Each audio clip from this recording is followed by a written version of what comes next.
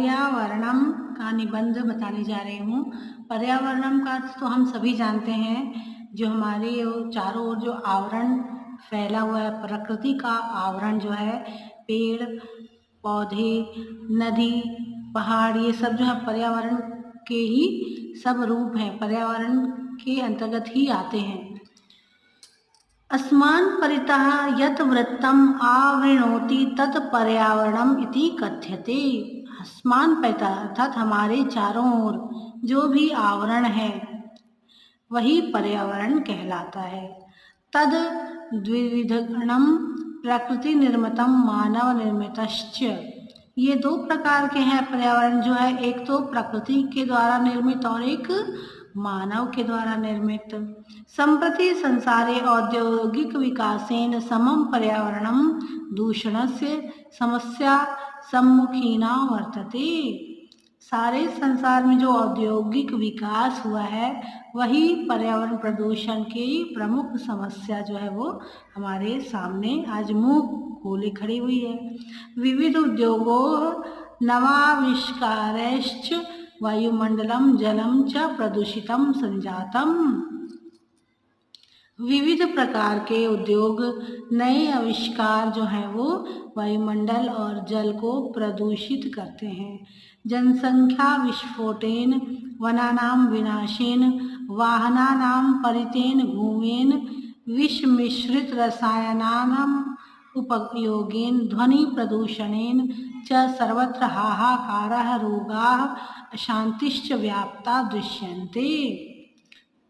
जनसंख्या विस्फोट अर्थात जनसंख्या की अधिकता, वनों का नाश, जो हमारे चारों ओर वाहन घूमते हैं ये, और विष मिश्रित रसायन, जो खाद्य पदार्थों में हमारे जो जिस तरह से खेतों में अलग अलग प्रकार के रसायनों का उपयोग किया जाता है, उन जो हमारे खाद्य पदार्थ हैं उनको कीड़ों से और अलग अलग प्रकार की बीमारियों से बचाने के लिए, परंतु वो जो खाद्य पदार्थ हैं वो फिर इन रसायनों के कारण वो थोड़े विषैले हो जाते हैं। इसी प्रकार से ध्वनि प्रदूषण, अलग अलग प्रकार के जो वाहन हैं उनसे जो तीव्र ध्वनि निकलती है वही ध्वनि प्रदूषण कहलाती है।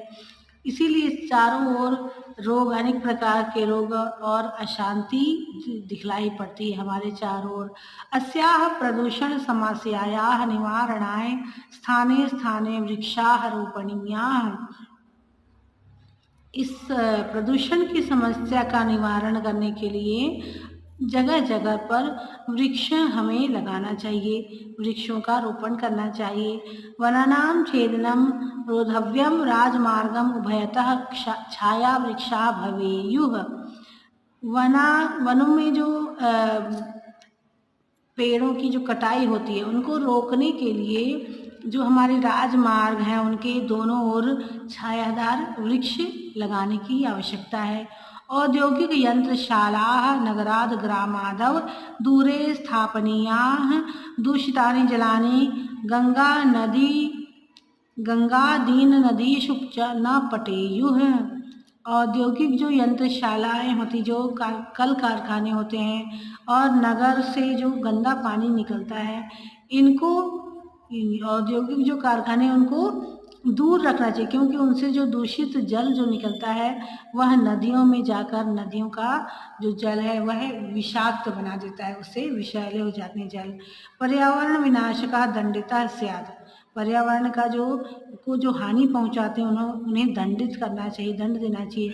पर्यावरण क्षरणे प्रत्येक जनः कटिबद्धः भवेत्। पर्यावरण की रक्षा के लिए हम सबको कटिबद्ध हो जाना चाहिए, सबको सचेत हो जाना चाहिए, एकजुट हो जाना चाहिए। भारत सर्वकारो अपि पर्यावरण संरक्षणार्थ जन सहयोगेन विविध योजनाः निर्माति।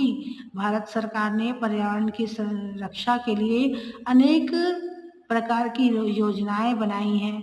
पर्यावरणस्य रक्षणे कृताः संकल्पाः न भविष्यन्ति तावद् इयं समस्या तथैव स्थास्यति। अगर हमने पर्यावरण की रक्षा के लिए कोई संकल्प नहीं लिया तो यह जो समस्या है वह और भी विकराल रूप लेती जाएगी। इसलिए हमको पर्यावरण की रक्षा के लिए अनेक प्रकार के जो सरकार ने जो योजनाएं बनाई हुई हैं उनके क्रियान्वयन में हमको भी अपनी सहभागिता दर्शानी चाहिए, दिखानी चाहिए और हम सबको मिलकर पर्यावरण की रक्षा के लिए कार्य करना चाहिए। तो स्टूडेंट्स आज के लिए इतना ही। अपनी अगली क्लास में हम परोपकारः निबंध का अध्ययन करेंगे।